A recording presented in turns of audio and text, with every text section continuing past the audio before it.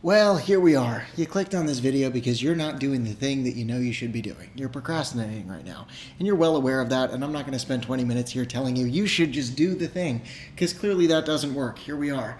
What I'd like to do is I'd like to give you permission to stall, to delay, to procrastinate for another 20 minutes or so. And then we're going to see how you feel after that. We're just going to see how you feel.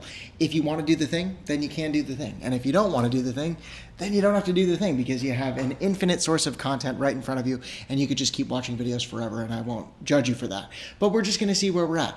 I want to remind you that everyone is struggling with this. Everyone is struggling with this. There are more ways to distract ourselves now than ever before. And the tasks themselves, things like doing schoolwork, doing real work if you have a real person job, doing the dishes, taking care of yourself, making sure your house is in order. These are all things that are difficult when you're surrounded by distractions and quick hit pleasure seeking all the time. So you're not alone with this.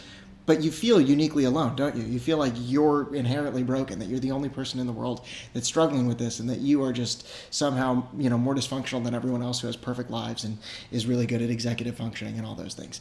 But you're not alone. I mean, look at how many people have watched this video, right? It's like we're all in this. I'm in this. That's the reason I'm making this video. So anyway, we're going to spend some time together. You can procrastinate for another 20 minutes. You can put it off. You can sit in your bubble of opiate comfort, delaying it further and further for another 20 minutes or so, and then we'll see where we're at. Okay, we're going to spend some time talking about the symptoms you might be dealing with specifically, as well as the causes for this, what might be leading to this chronic state of procrastination, and then we will talk about some solutions. And if you'd like to skip there, you're more than welcome to. I can't provide you a timestamp. I have absolutely no idea when that will be, so you could just look for it. I'm sure it wouldn't be that difficult. Anyway, we'll get to all of it and more. But first, let's crack a beverage. This video was brought to you by nobody. Okay, here's some of the symptoms that you might be dealing with. If you're watching this video, it's very likely that you are in a state of inaction. You are very acutely aware of things in your life that you know you should be doing. You have an internal sense of conscientiousness telling you you should do this thing, like do your laundry, or make yourself a meal, or take a shower, or do a little bit of homework, or send some emails for your job that you're trying to do a good job at, or any number of other things. But for whatever reason, you really don't want to do that thing. Maybe the task is bigger. Maybe it's like start my thesis, or start this massive creative project that then I'll share with the world, and I'll have finally produced my magnum opus at the age of 23. I don't know. Like, it could be any one of those things. It could be a number of those things. Whatever the task is, it's equally impossible because you're not doing it, and you're in a chronic state of inaction. And the more time you spend in a state of inaction, the more difficult and inaccessible it feels, because there goes another hour and another 2 hours where I didn't do the thing. And it's like, oh man, if I haven't done it by now, maybe I'll never do it. Maybe I'm just not capable of doing it at all, and I'm just going to keep delaying it. That's probably where you're at. And this is creating a very painful feeling of anxiety. You have no ability to trust yourself. You doubt your ability to just do basic things. And the task itself isn't going away. The responsibility isn't going away. So it's still there. It's just looming larger and larger by the moment. You're going to be okay. We're going to get through this. But that's what the situation is right now, right? The pain of confronting the task is much greater than the pain of inaction right now. We might be able to change that. But at the present moment, staying in a state of inaction, however uncomfortable it might be, is more comfortable, it's more digestible for you than starting the thing. Now, why is that? Let's think about that. We'll get to that in a second, but I also want to point out, again, you're surrounded by distractions. So in this state of inaction, it's very easy for you to stay there because you can constantly distract yourself with content, media, other forms of stimulation, right? You know what this is like. And so you just end up in the cycle where you just keep hitting your dopamine button without doing the thing, without getting the dopamine of completing the task. And then in general, like when you think about why this keeps happening to you, what you might also find is that you fantasize about a world where you do the thing and you do it exceptionally well. Like, sure, I'm not writing this paper right now, but when I finally get the courage, the ability, the willpower to show up and sit down and do it, it's going to be the best thing ever. And I'm just going to work really hard at it. I'm going to overcompensate for my lack of action by making something amazing. Because in your imagination, it's very easy for you to do that. You can imagine yourself doing a great job. When it comes time to execute, that doesn't really happen. But you can fantasize about a world where it gets done and it gets done great. And that's very easy to do. And that's a sense of fake dopamine that keeps you in this opiate comfort. This is common as well, right? We all do this. But ultimately, that keeps you in a state of inaction as well. Okay, so that might be what you're dealing with right now. Is this feeling kind of familiar? Is this feeling like you? Great. Guess what? You're not alone. All right. Okay, so where's all of this coming from? I mean, when you think about the causes, you might think to yourself, oh, I'm just inherently broken, or there's something wrong with me. And everyone has different skills and abilities and tolerances for pain and discomfort and challenge. That's true. That's 100% true. But what I think is really happening, like on a base level, is like if you're not doing something that you know you should be doing and that on some level you think you are capable of doing, it's probably coming from mismatched expectations. Yeah, like your expectations for yourself are not at all in line with what you're really capable of right now. And this is difficult because it means that to solve it, we need a little bit of humility. It means we're going to have to look at ourselves and say, okay, this is outside the realm of my capacity right now. And I'm going to have to find the thing that I actually can start with for me to start generating positive momentum. So right now, the task feels monumental. It feels inaccessible. And again, I don't know what the task is, but probably this applies to it, whatever it is. It feels like something that you just can't do. And you would much rather not even start it than have to start chipping away at a boulder that's much, much bigger than you could ever hope to get through. Of course. I mean, who wants to start that? But the other thing is that you have this perfectionism that is 100% keeping you in the state of inaction, right? It's like for you, you would rather just not do the thing than to do it poorly. And that's because somewhere along the way, you got fixated on this idea of doing something really well. Maybe you were a gifted kid. Maybe you just can't stand the idea of doing something poorly. Even though you don't fully know what that means, you have no way to operationalize what doing something poorly is, which is why when we get to solutions, we're going to have to redefine our standards and we're going to have to, we'll get to that in a second. But you understand your expectations are mismatched. Your perfectionism is keeping you in this loop, right? Where you fantasize about a world where you do it perfectly without ever really starting the thing. And then maybe you do start the thing, but it's immediately difficult. It's immediately out of your range because your expectations are mismatched. So even when you start moving in the positive direction, you're not moving fast enough. You're not making enough progress, so you stop. Okay. And then you're right back to the cycle. And then maybe you spiral even deeper into the cycle of distraction because you're discouraged from your inability to get through it, your false start. I mean, is that resonating? I don't know. So in terms of what we do about this, let's just be straight up about it. The only way to solve this is exposure therapy. But there is an art and a science to this. I am not at all telling you to just go do the thing. Just go do it. Just buckle up. Just strap in. Just lock in. Just go do it. Just be stronger. Have more willpower. Decide to do it. Sometimes narratives like that, self-imposed narratives like that can be helpful. Sometimes. Right now, when you're in a state of inaction, when the task feels impossible, absolutely not going to be helpful. Not going to work. I'm sorry. What we have to do is we have to reset our expectations. We have to reset our standards for what's going to be successful. I'd like you to accept one truth here, which is that you, as a human being, respond to positive reinforcement. You want to be told that you've done a good job. And when you're told that you've done a good job, you're more likely to go and do that thing again, right? You've been reinforced. That behavior has been reinforced. That pattern is reinforced. So you have to now give yourself a pat on the back when you go and do the thing. I want you to ask yourself real quick, have I been living in a state of chronic self-punishment? I don't know, but probably, right? We kind of have to flip this on its head for you to have any chance of doing something that's inherently difficult. Also, pause. It's okay for things to be hard, right? Like that's part of the self-punishment is you're like, doing the dishes shouldn't be this hard. It shouldn't be this difficult to fold my clothes. Everyone else is doing it, and then you're comparing yourself and you're catastrophizing and you're zooming in on all your inadequacies. Pause. Whatever the task is, allow it to be hard. It's allowed to be hard, okay? It just is, right? If you're not doing it, it's difficult. So we approach a difficult task the same way we approach anything that's difficult. We have to break it up into little pieces, and we have to reward ourselves for getting through each of those little pieces, understanding that it's not about completing the task, it's about reinforcing the pattern of behavior that gets us to engage in the first place. Does that, right? I mean, that kind of feels right, doesn't it? So you're just going to adjust your standard. You're going to reward yourself for taking the smallest action. And this means you're going to have to introduce a little bit of humility, which is difficult because you live in a culture of constant comparison, right? And you want to be like all these people you see. You want to be high functioning. You want to be high performance. You want to be all these things. Let's just pause right now and say you're probably capable of that. But that state of being a high performer, someone who can do incredible, exceptional things, that's just a series. I mean, when you think about what that is, that's just a series of actions stacked on top of each other, moving you in a forward direction. So you have to start with one of them, and you have to start with the one that's accessible to you. It's very difficult for me to make a specific diagnosis as to what that thing should be. But for like about a year now, I've spent a lot of time talking about going on a walk or doing one dish that's in your sink or folding one piece of laundry, hoping that that general idea will translate to whatever the task is that you're avoiding. Because the idea is you start with one tiny little micro fraction of the task, and then you reward yourself.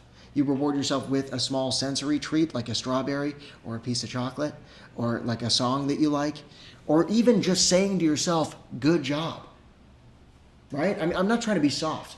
I'm not trying to say you should live in a delusional world where you not taking care of yourself is something that should be rewarded. No. But if you're trying to turn that around and you're trying to take care of yourself, you're going to have to be real with what your capacity is right now. And you're going to have to give yourself positive reinforcement when you start moving in the right direction so that you're inclined to keep going. When you were a child in kindergarten, you were given a gold star or a little green card when you did something good. You're going to have to do the same thing to yourself now. You're going to have to heal your inner child by doing just that. Would it hurt to try it? I mean, what else have you tried?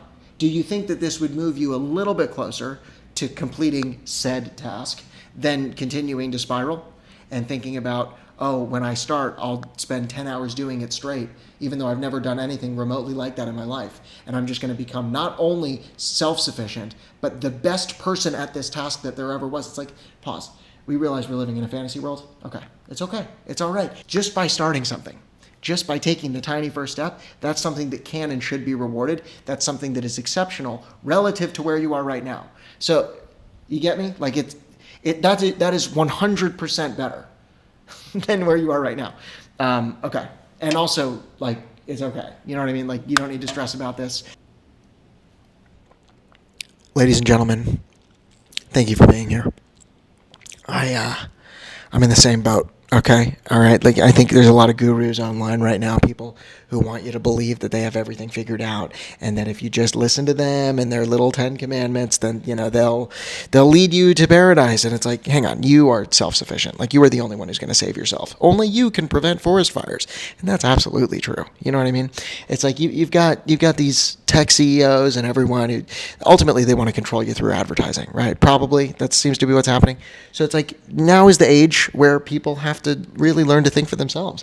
And you do that by exposing yourself to gradual challenge and proving to yourself that you are capable of withstanding challenge and that over time you can make that challenge greater. And the more challenge that you can bear, the more of an asset you'll be to yourself and others. I mean, that's what real leadership is the ability to bear discomfort and, you know, move yourself and others in the right direction. And that's what our society needs.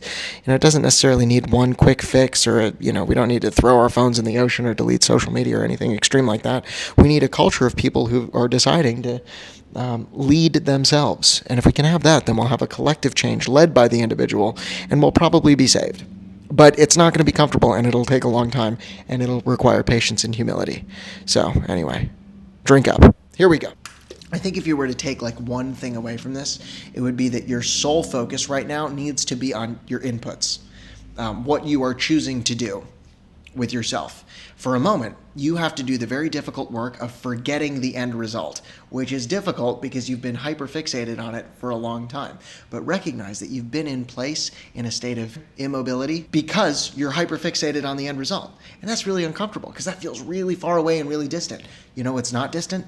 Your immediate next step, which is standing up on your own 2 feet. Look at that, we're standing up. And then sitting back down, resetting, getting a little break. Great, I can reward myself, I stood up. Seriously. And then you're going to walk around the room. Okay, you're going to just walk around the room, all right? And you're going to do like a little stretch or something, and then you're going to sit back down again. And you're just going to repeat this until you prove to yourself that you are capable of like being in control of your muscular and nervous system. And that would be a great start. I mean, that would be, again, 100% better than where you are right now, or 100% more progress. And then we've talked about this before, but the concept of progressive overload. When you find yourself judging yourself because these tasks are nowhere near close to the end result, or they're not big enough, or they're not grand enough, I want you to remember progressive overload. Making the task incrementally harder over time. Okay? It's what we do in the gym when we're lifting weights, when we're, performing any kind of resistance training. We make the task harder over time. And we increase our tolerance for it. That's it. That's all this is. That's literally the only thing that it is. Okay? Now, this is exposure therapy. This is how you do it. You expose yourself to the task gradually. You cannot overstretch yourself. Do not do it. Do not try and do the whole thing. Do not try and be the best person in the world when you do this. You can get there eventually. I think it's fine to be ambitious. Like, just keep that North Star locked in. Like, that's where you're headed eventually. You get there through the little tasks. That's it. So you start with the little task, you reward yourself, you reward the pattern of behavior that's moving you forward, and then you're going to be more inclined to do it. And then it's just a time game. That's it. You just have to wait for yourself to catch up. Because if you're reinforcing the positive behavior such that you will continue doing it, then eventually you're going to get there. You're going to complete the task, you're going to submit the homework assignment, the essay will be finished, the emails will be sent, the laundry will be done and folded and in your closet, the kitchen will be clean, and you'll be a happy person who earned it for themselves. All the things. Congratulations, you did it.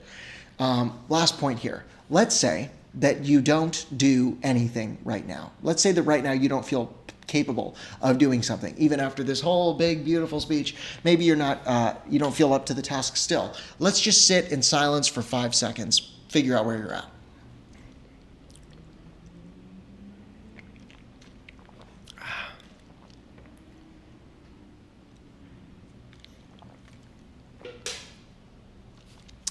It's okay. There's no judgment for me. There's not. I know what this is like. And I'm not just saying that to make you feel better. I'm pointing out that, I mean, when I say it like this, when I say that it's fine, if you want to keep watching videos, if you want to keep doing nothing right now, that's perfectly fine. When I say that, does that feel better than all of the guilt and the shame and the self-imposed punishment and the criticism and all the negative voices telling you you're not enough? Does it feel better? Does it feel, I don't know. I don't want you to lie to yourself. If you're not doing what you think you're supposed to be doing and you're feeling real world consequences because of that, I want you to be aware of what's causing your current situation. 100%. But it's okay. Right? Like, it's your life. Like, you're in control.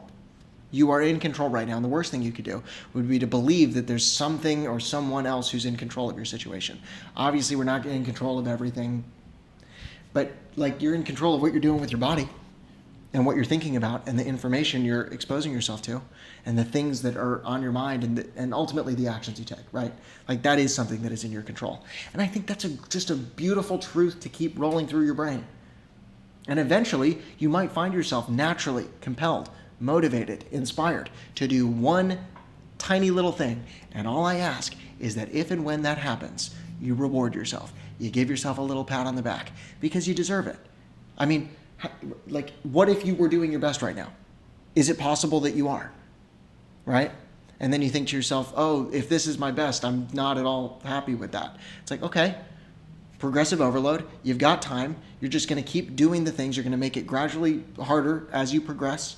All you have to do is start with the one thing. That's it. That's all you got to do. You got to start with the one tiny little task, maybe even something completely unrelated to the big thing that you have to do. Understanding that by moving yourself in a positive direction and then positively reinforcing that pattern of behavior, you will be more naturally motivated to do the actual difficult thing. Also, the version of you that does the big difficult thing is not that different from you right now.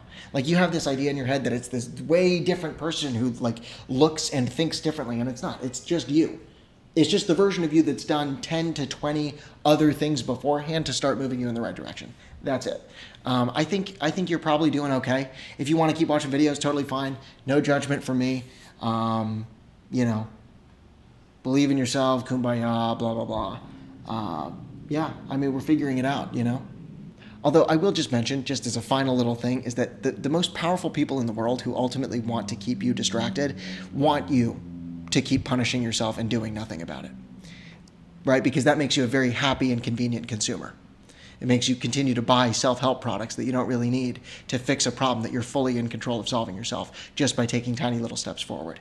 So if you find yourself more motivated by rage and anger, that might be a helpful thing to look at. Either way, yeah, I mean, just throwing it out there.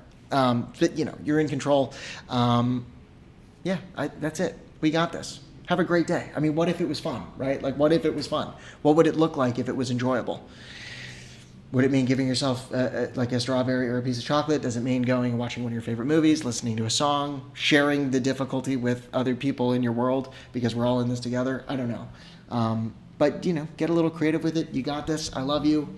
Go humans. Let's do this. All right, goodbye. Seriously, just take a second, think about it. I'll let you figure this out from here. You got this.